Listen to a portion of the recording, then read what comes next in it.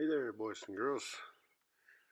Today I decided to make a video about making a coffee scoop.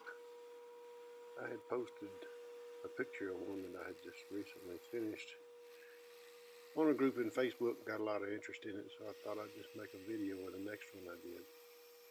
I've made quite a few of these things last year or two, and they're real easy to make. A lot of fun and make a pretty good gift to give somebody. Anyway, starting out right here with making the handle. Always make the handle first because I had to fit it into the bowl later. Anyway, right here I'm working on the end of it to get it to 5/8 diameter. Did I say this was scaly bark hickory is what this wood is? You'll see a little bit of the heartwood and the sapwood on both of these pieces I'm turning here. Working with a skew chisel there. I wish I could get good with one of those things. I just use it for scraping. I wish I could get good at using a skew chisel for what it's supposed to be used for. Every time I try it, though, it bites me. I haven't got comfortable with one yet. Anyway, once I get the end of it worked down to 5/8 diameter, start working the tail end of it, rounding it off. I usually work the tail end of it sort of fat and stubby. Try to come up with different shapes every now and then, but it all winds up usually about the same. If I were to get good with that skew chisel, I could get a whole lot more creative there. Maybe one of these days. Yeah, I'll start cleaning up the tail end of it here a little bit. And then I sand it off some and then get real slick and cut it off while the lace's still running.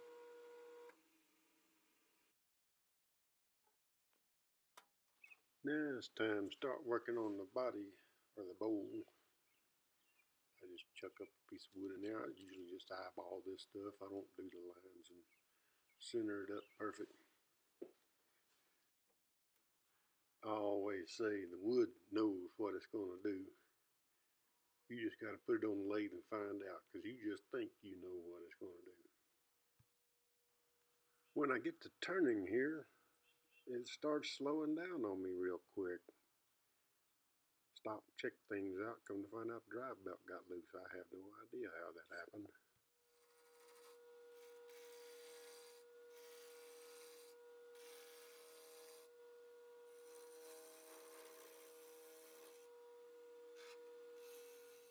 First I'll cut it down till it's completely round. Then I'll put a tenon on the tailstock end of it. I'll try to measure, see how big the tenon needs to be so it'll fit the chuck real good. And start cutting.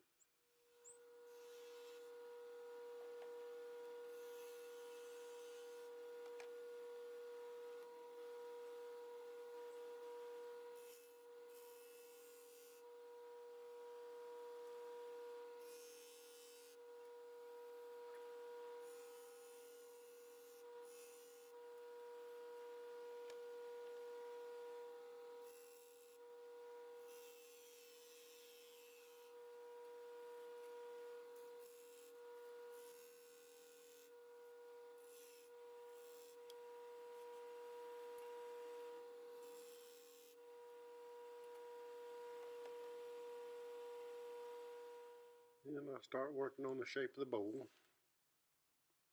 On the driven end of it, I'll shape it up and leave a little void between the tenon and the bowl on each end there. Give me a place to clamp that bowl up and bore a hole for the stem, and enough room to saw the two pieces apart too. You'll see it come together here in a second.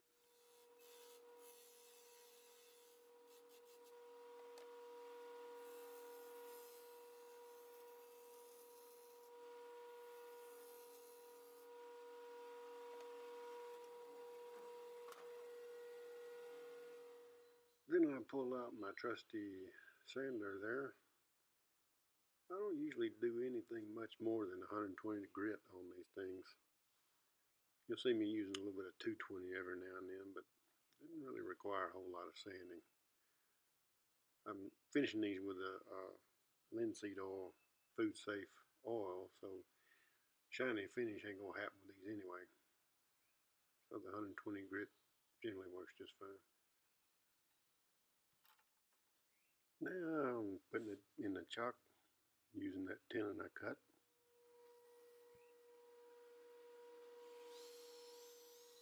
And I didn't show it, but I went off to the side and bored my 5/8 inch diameter hole to accept the stem handle, whatever you want to call it. Maybe I'll get that in the next video, but it's a trick getting it on there. I try to put it about a 10-degree uphill on the incline there so that handle's not just perpendicular to it. It looks a little better when it goes uphill, I think.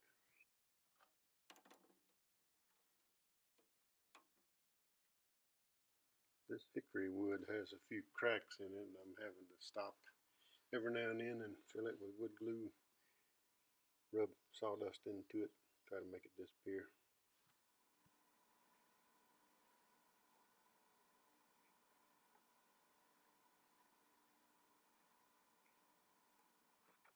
Anyway, it's time to turn it on.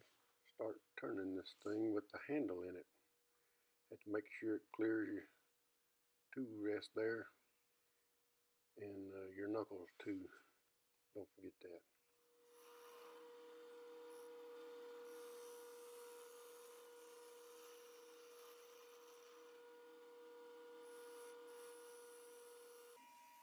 While you're cutting the inside of this bowl, just take light, easy cuts.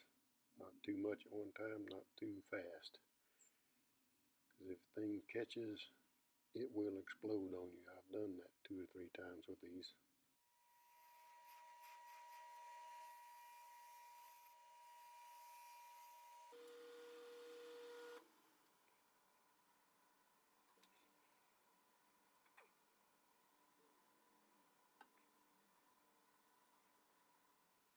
Fixing a few more cracks.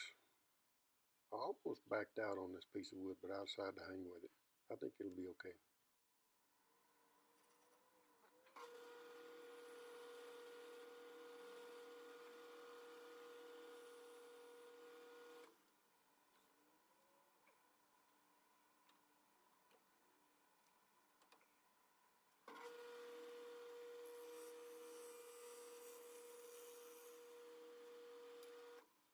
And it's time to start measuring a little bit, making sure it don't bore through the bottom of this thing, go too far. Done that a few times too.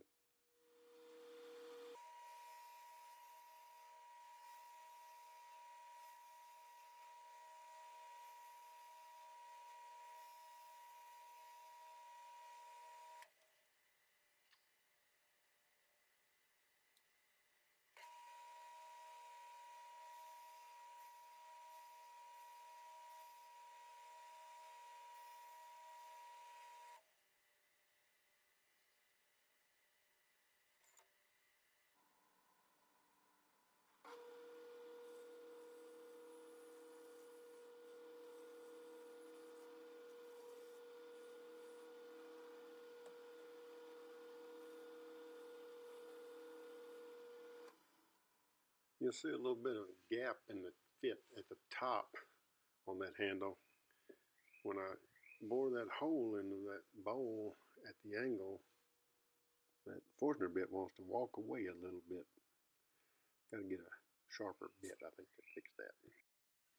Now it's time to saw it free. Make sure you don't saw into the bowl itself. I've done that a time or two also.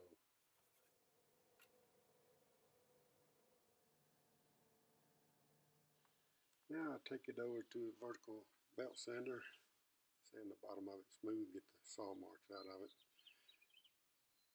Got to hold it from the top side and let the bottom dangle toward the belt. If you try to hold that at the bottom, it will catch and throw it back at you really fast. last minute fix on a little bit of cracking on the bottom, and I put my signature on it, or my initials on something this small.